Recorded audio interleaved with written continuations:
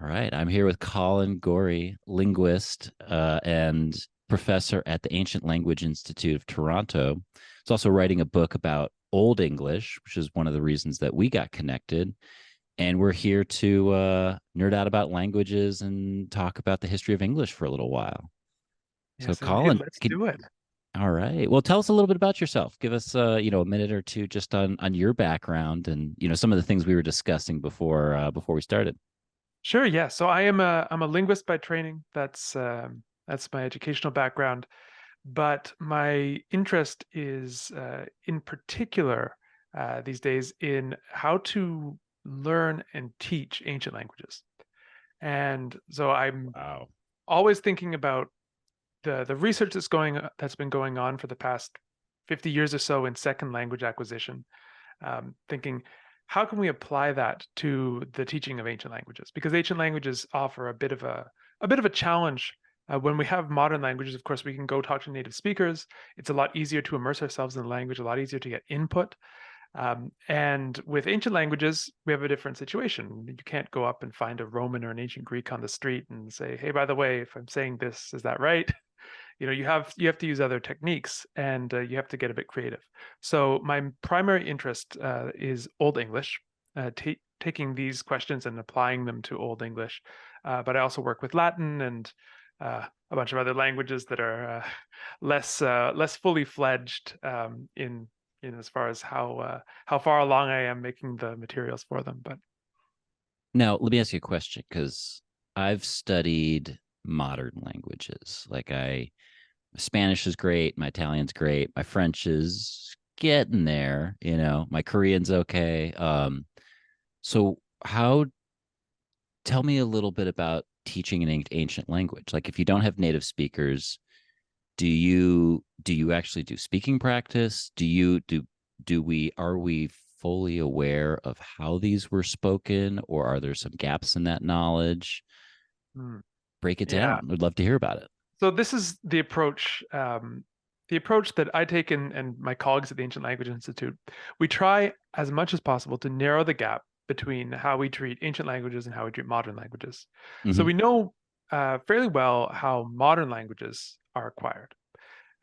We have to supply learners with lots of input, comprehensible input. Um, you know, your viewers may have heard this phrase before. This is the idea that we acquire knowledge about a language by encountering messages in that language that we can that we can interpret and we can negotiate the meaning of. But nevertheless, there's something there that we don't know. There's Hmm. still a little something to learn there. It's not something that we've heard a billion times before. So gradually, by processing more of these messages in the language and understanding most of what's going on, but still having a little bit left to learn, the area that our knowledge of the language grows and grows and grows, and eventually it encompasses enough so that we can do the things we want to do in the language. We can read, we can speak, we can listen to music, whatever we can write, whatever your goal ends up being.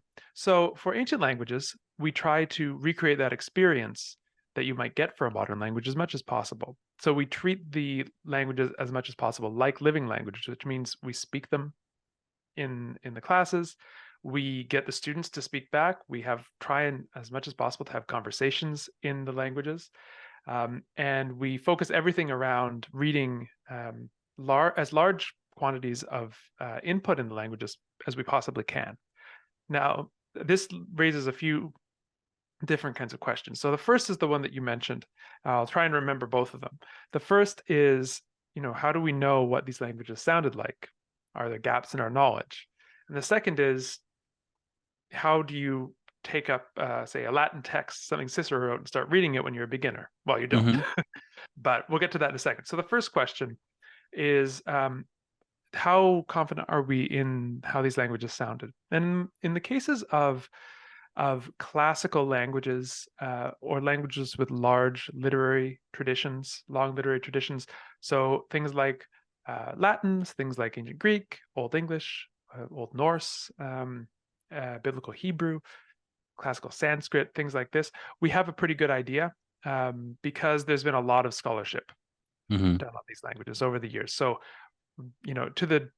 to to the tune of something like 100, 200 plus years of scholarship wondering about how these languages were spoken in their earlier stages. And we have lots of different kinds of evidence we use. Textual evidence, looking at how things were spelled and sometimes misspelled, can tell you a lot. Mm-hmm. Evidence from loan words to and from these ancient languages from other ancient languages. So we can see if, group A wrote a sound like this and group B wrote it another way, we might think, okay, maybe there's something there that, if group A writes it with a W and group B writes it with a V, Mm-hmm.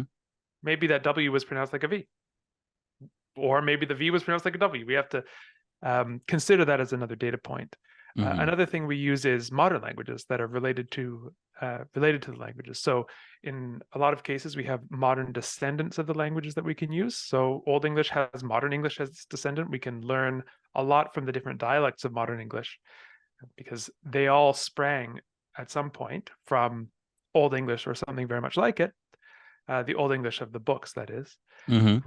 For Latin, we have the Romance languages, which descend from a language very much like the Latin that was written down.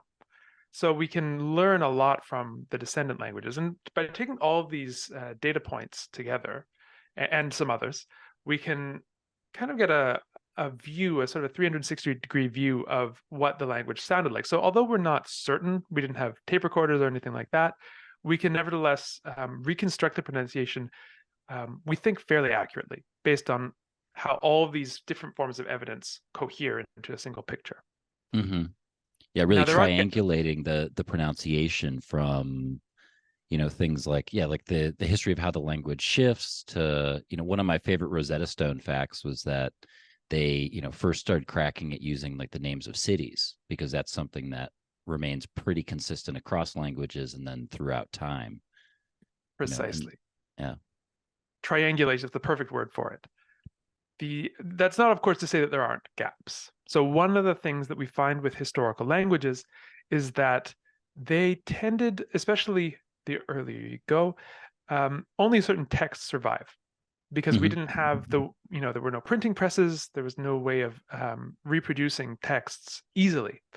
So the only texts that survived tend to be ones that people really valued and that fate has spared from some disaster. So Mm-hmm. this narrows things down a great deal. We don't have, in many languages, conversational styles of language. We have a lot of sacred texts and philosophical discourses and things like that. But conversational, everyday, hey, how's it going? How's work? This kind of casual conversation is underrepresented. That's not to say it's never found, but it's not something that typically is abundant. So we have to um, get creative sometimes as to how we Yeah. deal with that. The conversational, it feels like from my anecdotal experience that a lot of times some of that comes from things like graffiti, like literally some 16-year-old writing on the wall in the Colosseum in ancient Rome, or something along those lines. Yeah, we have a lot of rude Latin, Yeah. from from Pompeii, especially Oh, um, interesting. Oh, that's fascinating. because it was preserved so well there. And the Yes, written. so it's not in the lofty philosophical tomes often that we find these things.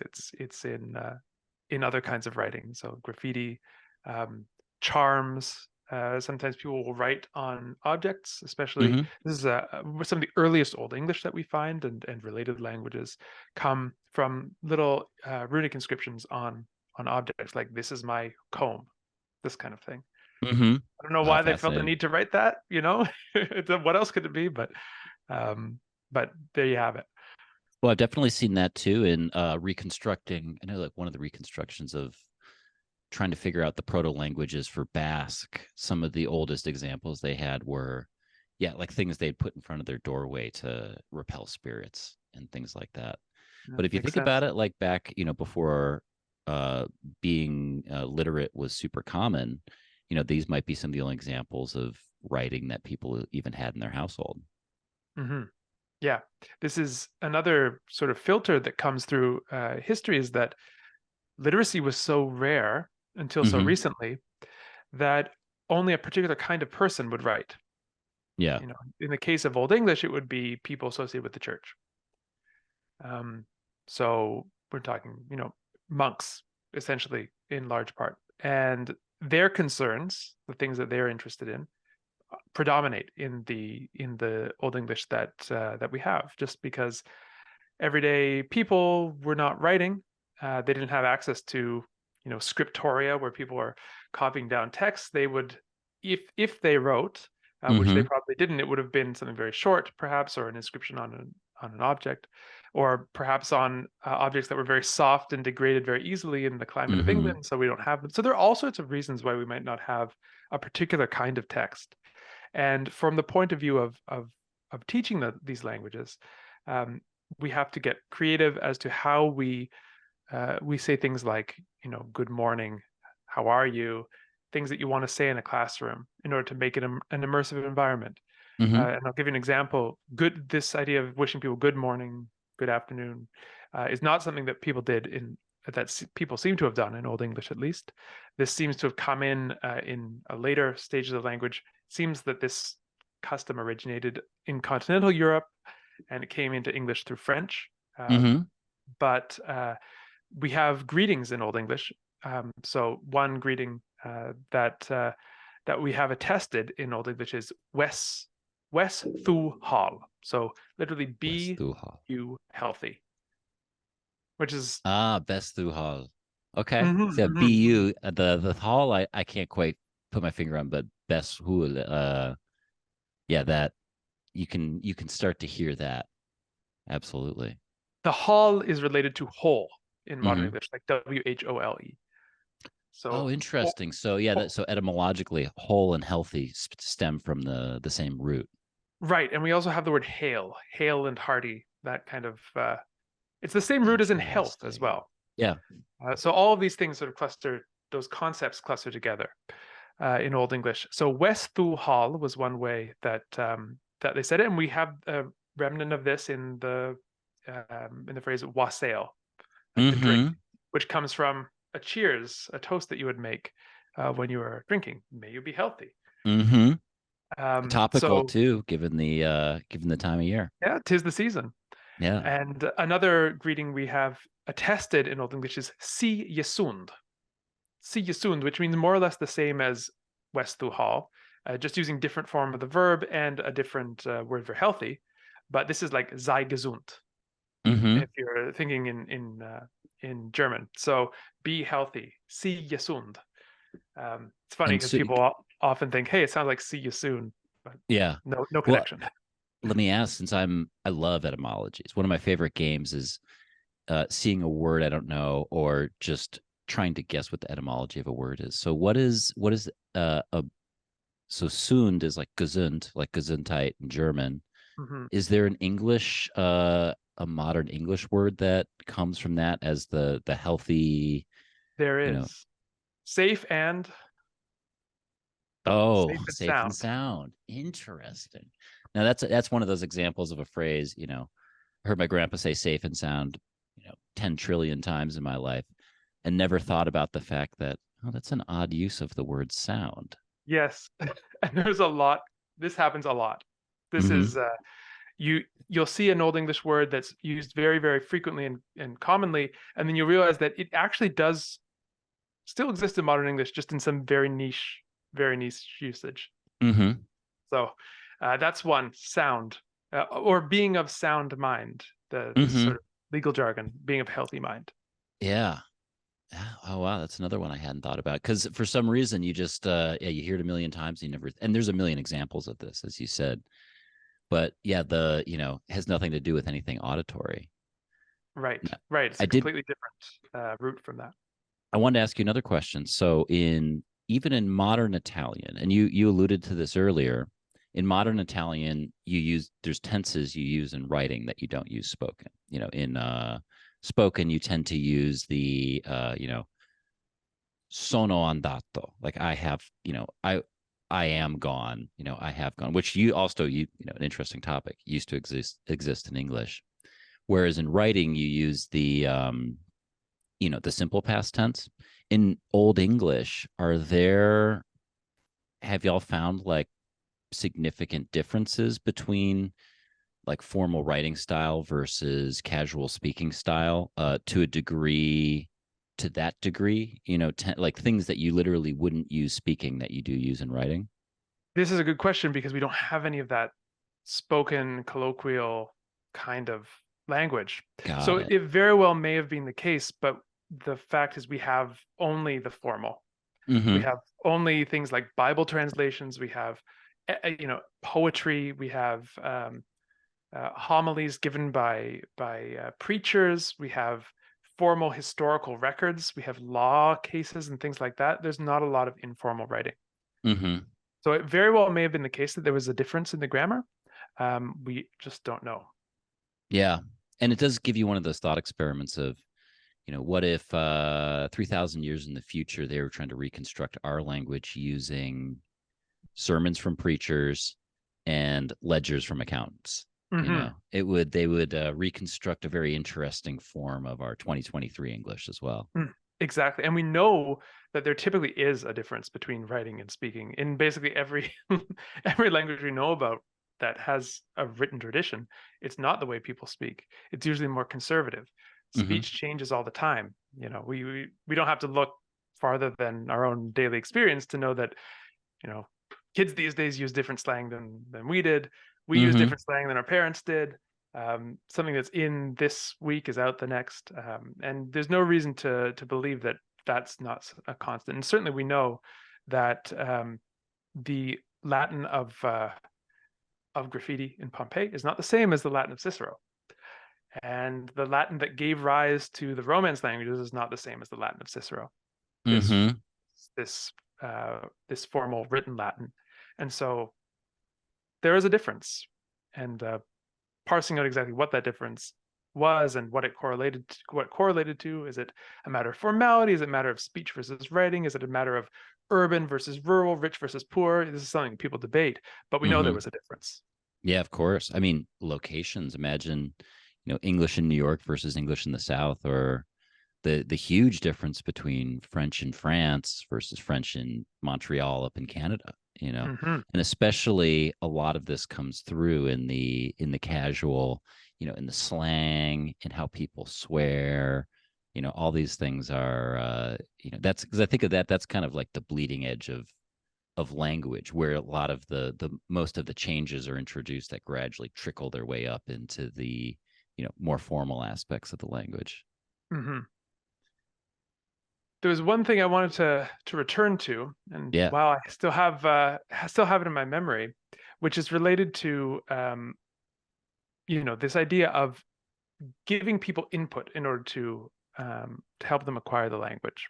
Mm-hmm. So this is something that has been underscored by basically everyone who studied second language acquisition. There needs to be a great deal of input, which is linguistic material, so Mm-hmm. text, speech, things being given to the learner that will that this is the raw material. This is the sort of fuel of language acquisition. Mm-hmm. Absolutely. We have a problem though. Typically, if with a modern language, we can get a teacher who can sort of talk on our level, or we can find books that are aimed at learners. We can find, maybe sometimes it's children's books, maybe it's graded readers. So these are stories that use only a controlled vocabulary. Say, we're going to tell a story of someone of a murder mystery in only 300 words, Mm-hmm. but it's 300 unique words. So you only have to know 300 words in the language in order to read this book. And that can be very helpful. If you know 250, then hey, it's a great opportunity to learn that other 50. Mm-hmm. With ancient languages, the authors didn't write, they wrote for people who spoke the language already. So the vocabulary is by no means controlled. Typically, the experience of someone who's gone through a Latin, I'll use Latin because it's the most common as an example. A Latin course, they learn their vocabulary in their textbook. They study hard. They learn all these charts and verb forms and case endings and things like that, and then they're set loose, and they're usually given someone like Caesar to read. Mm-hmm. Sit down, and it's not easy Yeah. because they can, oh, I recognize this word is a verb. It's in the third person, plural, imperfect, subjunctive. They can recognize the forms. They just don't have the vocabulary to see how it to be able to even really tell what's going on. There's a soldier, I think, and a wall, and maybe someone died. This is the kind of comprehension that you get just from learning a bunch of facts about the grammar, a little bit of vocabulary, and then going. The experience of reading is not like we experience it in our first languages, where you pick up a book and read it because you're interested in what it has to say. Mm-hmm. Instead, you're doing some sort of a decoding. It's like, I think of it as linguistic Sudoku. Okay, Mm-hmm. which is the verb? And because that's in the third person, we have to find the subject, which has got to be a singular because you're doing all this kind of thing that really has very little to do with what we do when we read our first language or another language that we're very proficient in. And this is really not very good because you might get through 100 words and it might take you an hour. It might take you an hour, it might take you 2 hours, and a lot of frustration. So the frustration is bad because you're unlikely to do it again. Mm-hmm. People tend to avoid frustrating experiences, which is understandable. But the other thing is, we are also typically pretty busy. Adults learning a language are busy. Kids learning a language, they're still busy. They have other things that they're doing. They don't have necessarily 8 hours to spend a week, and much less do adults. So we have now spent an hour and we've only got through 100 words. Whereas if we had chosen an easier text, we could have got through 1,000 words perhaps in that hour. And that's just that much more input. That's more stuff that's feeding into feeding our mind and creating this knowledge of the language. And when I say knowledge of the language, I mean it's a kind of, this is a strange way of thinking about it, but when you read English, you can't help but understand what it means. Mm-hmm. When you hear someone speak English, you can't help understand what it means. Think if you're in a cafe and you're trying to concentrate on something, you hear people talking about something and you can't help but sort of be distracted because you know what they're saying. You can't not. There's no choice. If you hear someone say bird, you can't. That can't mean anything but what the Mm-hmm. little animal that flies around. And we hear that, but there's actually no objective reason why bird should mean that. It's a convention that English speakers share. We have all decided, before we were born, but we're born into the society where bird, that sound sequence means this particular kind of animal. Mm-hmm. And that's actually an illusion. It's a collective illusion that we have as English speakers. It's very useful for us. It helps us do a lot of things.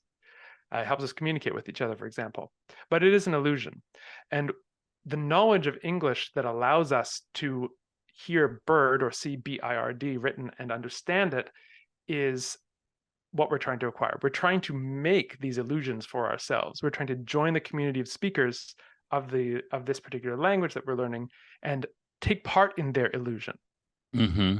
I don't hear a lot of people talking about it this way because it sounds maybe a bit strange that that learning a language is coming to participate in an illusion, but that's really what it is, Well, I and it's love a that wonderful phrase. illusion.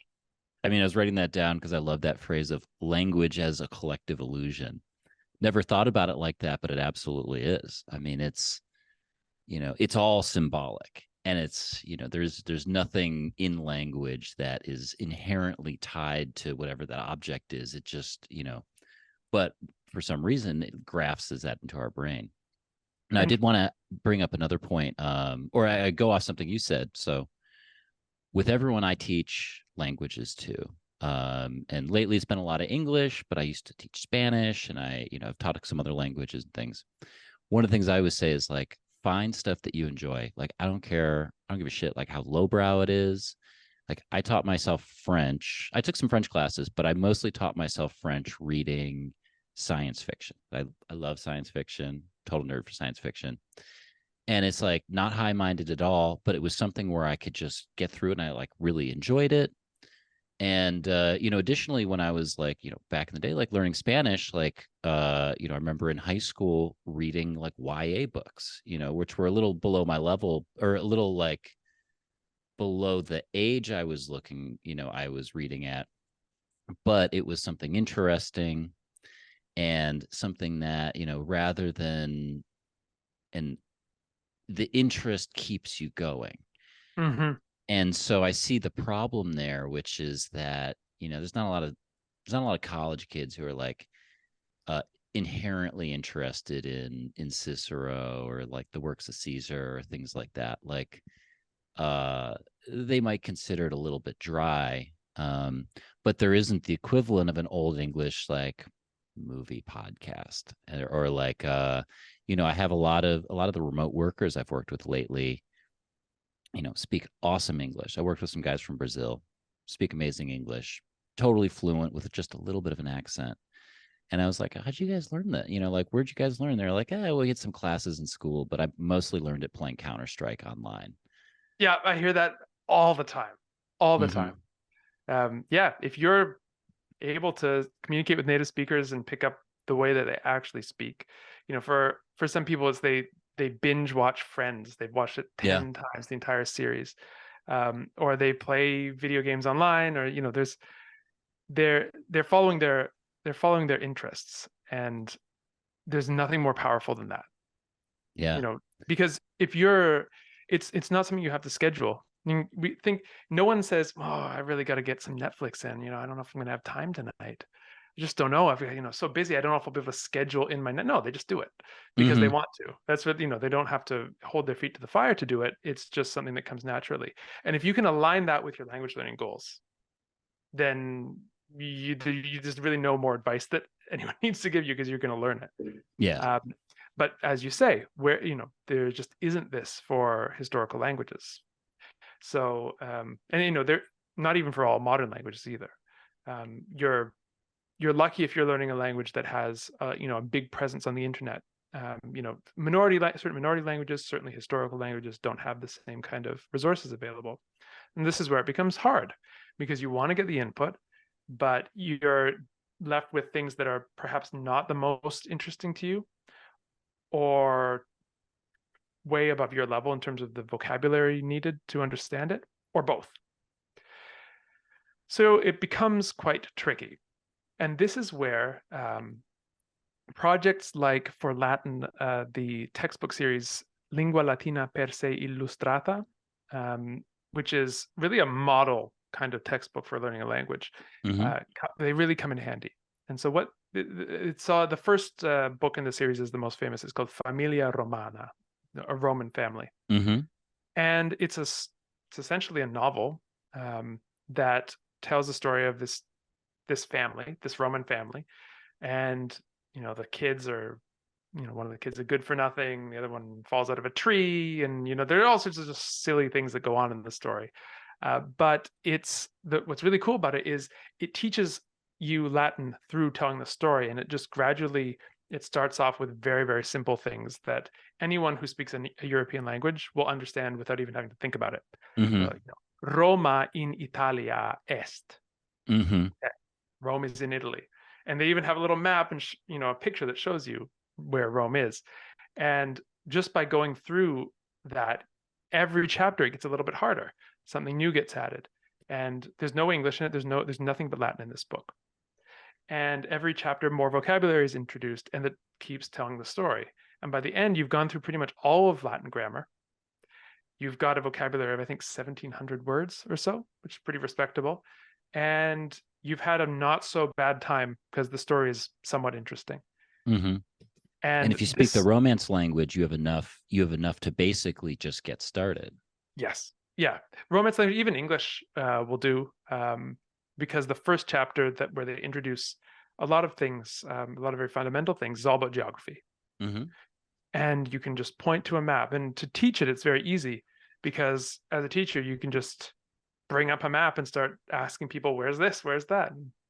And it's not so hard to get started. Now, if you're as your first language, starting from Mandarin, you might need a little bit of extra preparation. But it's a pretty good approach. And then once you have that very basic level, which can be done very, very quickly, then every week it just gets a little bit more complicated, a little bit more complicated. And eventually you are now ready to go on and read more. Not necessarily primary text just yet. At the end of that book, you probably will want to go to some simplified or adapted texts. Mm-hmm. But that's still huge, because then you're actually reading, presumably, the things that you wanted to read, the things you wanted to learn the language to read. When I love the approach where it doesn't, I'm sort of in little bit of an anti-classroom phase lately, and more, not entirely. I think that at the beginning level, you're learning Spanish. you got to learn the conjugations. If you don't learn the conjugations, it's going to be very difficult to learn the language. But I tend to think that sort of classroom, and even more so kind of like the Duolingo approach of focusing entirely on grammar, is missing kind of our natural abilities of the brain to like pick up languages just from speaking, from talking, from the way we've been learning languages for tens of thousands of years, and we've only had textbooks for 500 or 1,000 or whatever. And so this sounds like it's almost like an organic approach. Now, is anyone working on this for Old English? And if not, Yes, his name is Colin Gorrie. yes, um, yes. yeah, he's a bit of a rascal. But yeah, so this is the project that I've been working on for the past 2 years or so, Okay. which is writing the equivalent book for Old English. And in a way, it's a lot easier for me than it was for the author of the Latin series, because there's less distance to cover, assuming that you're starting from the point of view of modern English. Mm-hmm. Now, just as a practical matter, it's very unlikely that someone would be interested only in Old English and have never touched modern English. So you can imagine Mm-hmm. someone from some random place in the world is just like, no, I only want the old kind of English. I have no interest in the modern English. This seems unlikely to me. So we can take advantage of that fact that even if you have a reasonably modest level of modern English, you can relatively quickly get started with Old English. And again, the story, the book proceeds according to a story. So it's a story about a bear who lives in Anglo-Saxon England, and he goes on an adventure and meets kooky characters and has fun adventures and gets all wrapped up in intrigue and politics and all this sort of historical stuff that's happening in England around the year 1000. Mm-hmm. So thinking Viking invasions and things like that. So it tells that story, but in much the same way, by very, very gradually dripping out new vocabulary so when I run it in a classroom with the Ancient Languages Institute, we assign a chapter a week, and people go away and read the chapter. We come together, and then we sit down in a Zoom like this, and I share my screen. We have the book in front of us, and we just talk about what happened in Old English as much as possible. So we'll go through, we'll read a bit and say, well, what do you think of what this character did here? Do you think he's a good guy or a bad guy? And there's sort of building up their knowledge of Old English by hearing me ask about it, pondering Mm-hmm. it, coming up with a response, and they're engaging with the language in a really, really deep way when they do this. Mm-hmm. And I got to say, it is great that again, as a language learning, just like super nerd, it's great that you're doing the spoken part, because it would be, let me put it like this, it would be easy not to. And I've heard of Latin classes that are essentially not really taught in Latin, but it's taught in English. But it's like, okay, now we're, like you said, the linguistic Sudoku, I think was the phrase you used. But again, that's not really how we learn. And even if you're teaching someone to want to, basically just to be able to read, if the goal is for them to be able to read, original texts in Old English, them learning it via speaking and listening is still going to drastically improve their ability to do that. Even like the flow, the prosody, the rhythm of the language, in addition to just the pure vocabulary and grammar. So cheers to you, because that's cool. It also sounds like a really cool class. Yeah, we have a lot of fun. And this is one of the things. Writing is so much later than language, historically Mm-hmm. speaking. We had language for many, many, many, many, many, many, many years Mm-hmm. before we had writing. So why not take advantage? Latin's a language, Old English is a language, even if there aren't speakers around anymore. It's still works the way a language would. It was once spoken. So if we resuscitate that spoken aspect, we're going to be able to use the things in our mind that take advantage of listening in order to learn things. Listening is a very powerful thing. If we have the ability to read and to listen, you're going to learn. And even if you're only interested in reading, you're going to learn it better by listening Mm-hmm. and by speaking. It's something strange, but the reason this is because languages are not learned as skills primarily. So typically when we think of learning skills, like learning to ride a bike or to play a musical instrument, one of the important things is practice. Hmm. You start out sort of clumsily fretting the guitar, and then with time you get better and better and better and faster and faster and faster because you practice the motions. Languages are not like that. Languages are not primarily like that. Languages are first and foremost a system of knowledge that is more or less abstract. So the knowledge of language is, we have things in English like, I wonder, trying to think of a good example. Who is the person he went to the store in order to see? You know, Hmm. the way that we formulate that sentence um, is really complicated, and Yeah. I just blurted it out and you understood it. But for a But if non-native speaker, I've many times had to parse sentences like that where it's a relatively simple concept, but I used to have people slacking. Our CEO at an old company he had a tendency to kind of write things like, the equivalent of that, like, oh,